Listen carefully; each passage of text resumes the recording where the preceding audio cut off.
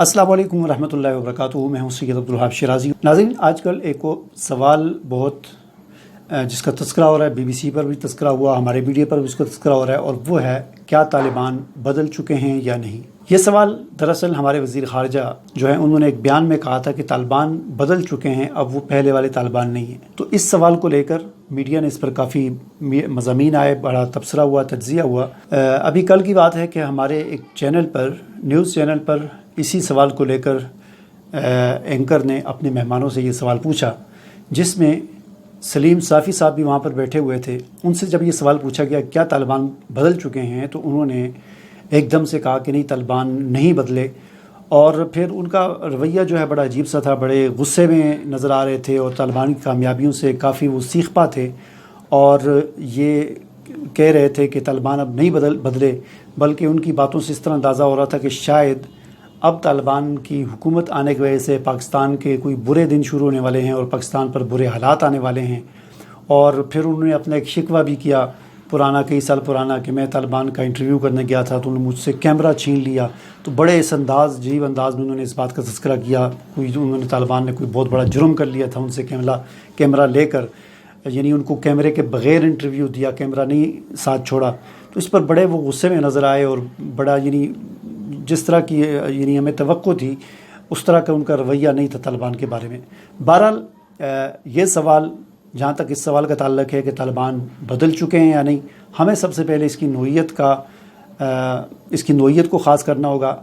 और इस नुक्ते को की तायीन करनी होगी कि किस एतबार से तालिबान बदले हैं और किस एतबार से तालिबान नहीं बदले। तो जहाँ तक उनके नज़रियात और अक़ायद का ताल्लुक़ है, तो तालिबान बिलाशुबा अपने नज़रियात और अक़ायद के लिहाज से तो नहीं बदले, अलबत्ता कुछ दीगर ऐसी बहुत सारी बातें हैं कि जिनके लिहाज से अगर देखा जाए तो तालिबान अब बहुत बदल चुके हैं। अब तालिबान वो पहले वाले तालिबान नहीं है, क्योंकि आज से 25 साल पहले के जो तालिबान थे उन्होंने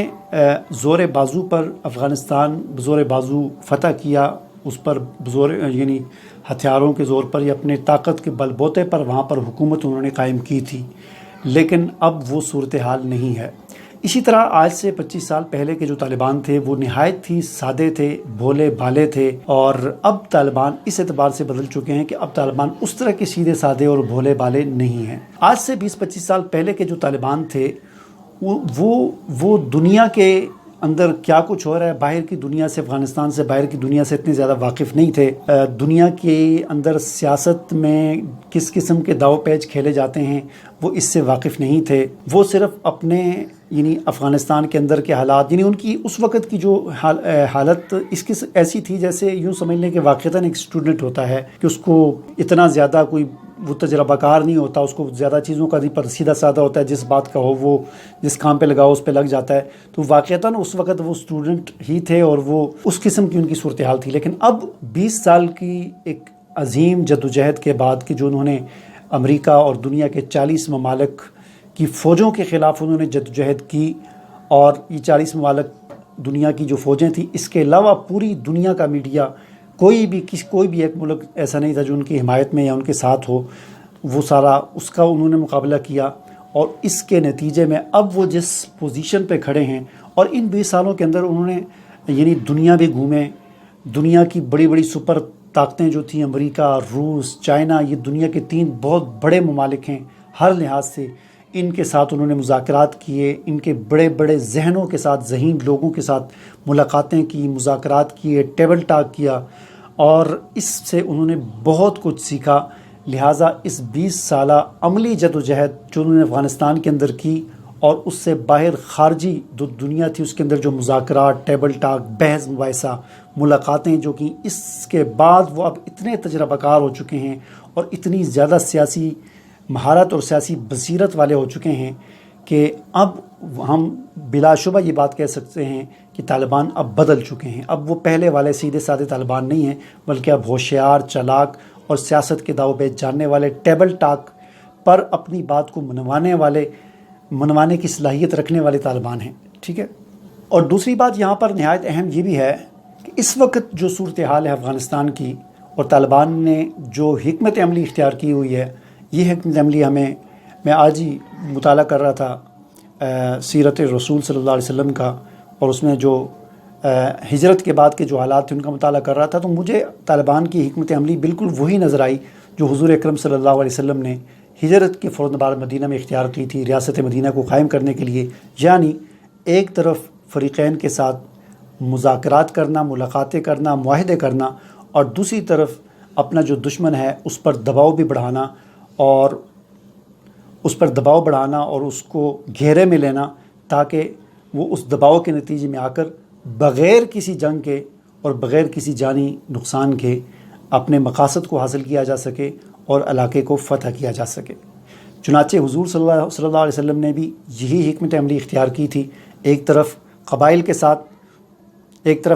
ساتھ مذاکرات ہو رہے تھے اور معاہدے ہو رہے تھے مختلف قبائل کے ساتھ، مختلف قوموں کے ساتھ، اور دوسری طرف حضور صلی اللہ علیہ وسلم چھوٹے چھوٹے سریے جو ہے لشکر، چھوٹے چھوٹے گروپ قریش پر دباؤ ڈالنے کے لیے ان کے راستوں کی طرف، ان کے تجارتی قافلوں کی طرف بھیجتے تھے اور ان پر دباؤ بھی ڈال رہے تھے. چنانچہ افغانستان میں بھی طالبان نے یہی حکمت عملی اختیار کی ہوئی ہے کہ افغانستان کی تمام جو سرحدی پٹی تھی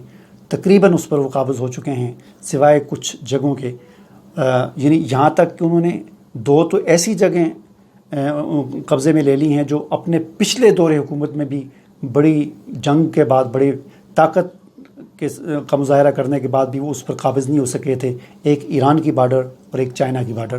لیکن اس مرتبہ بغیر کسی جنگ کے انہوں نے چائنا کی بارڈر پر بھی قبضہ کر لیا ہے. جو یعنی چائنا کی بارڈر سے مطلب یہ ہے کہ افغانستان کا جو حصہ چائنا کے ساتھ لگتا ہے اس پر بھی قابض ہو چکے ہیں، جو ایران کے ساتھ لگتا ہے اس پر بھی قابض ہو چکے ہیں. تاجکستان، ازبکستان اور اسی طرح پاکستان کے ساتھ جو حصہ لگتا ہے اس کے بھی بعض جو جگہیں ان پر قابض ہو چکے ہیں اور بعض جگہیں ابھی باقی ہیں. تو یہ ساری سرحدی پٹی پر قبضہ کرنے کا مقصد ہی ان کا یہ ہے کہ افغان حکومت اتنے دباؤ کے اندر آ جائے کہ ہمیں حکومت بنانے کے لیے اور کابل پر قبضہ کرنے کے لیے کسی جنگ کی ضرورت نہ پڑے، اور بغیر کسی جنگ کے اور بغیر کسی جانی نقصان کے حکومت ان کے قبضے میں آ جائے. مجھے اجازت دیجیے. اللہ حافظ. جانا ہے.